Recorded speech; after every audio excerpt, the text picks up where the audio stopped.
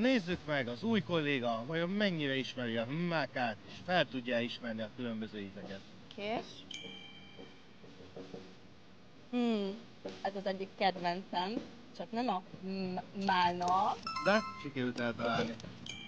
Ezt egyértelműen biztosra tudom, ez a híres csoki. Megeszem, jó? Megeszed?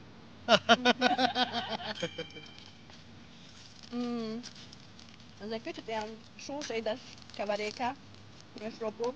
Én azt gondolom, hogy ez a ropis, de maradjunk annál, hogy a lopi. Így van. Ha már én nem tudom kimondani, akkor senki nem mondja helyesen. Így van. Na, ismert fel ezt? Nézzük.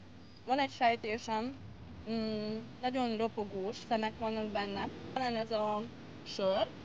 Így van.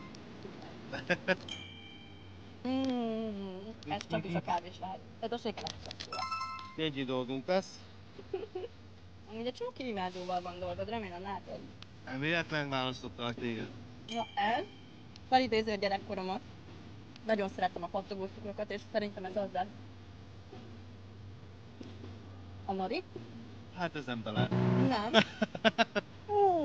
Megjött az íze. Ez baconos lesz. Így van. Ez az új baconos. Ez az. Ez a Nori. Órák itt tudnám menni. Még kell egy pár hét, hogy még egy dupla ennyi ízzel, de hamarosan jön amúgy egy új ízünk is. Tényleg? Már 90%-ba kész a recept. Remélem én fogom először meg. Ez egyébként szerintem a pufirizsás riza. Így van, így van. Barackos ízvilága van. Meg egy kis kókusz. Na, barackos? Így van. Hát majdnem hibátlan lett, egy pici hibával, de sikerült. Átmentem a tesztem? Az első teszten igen, most jött a második és a harmadik is. Köszönöm. Akkor még itt a végére szeretnék kérni tőled egy vaksort, hogy szerinted melyik az, amelyik legjobb?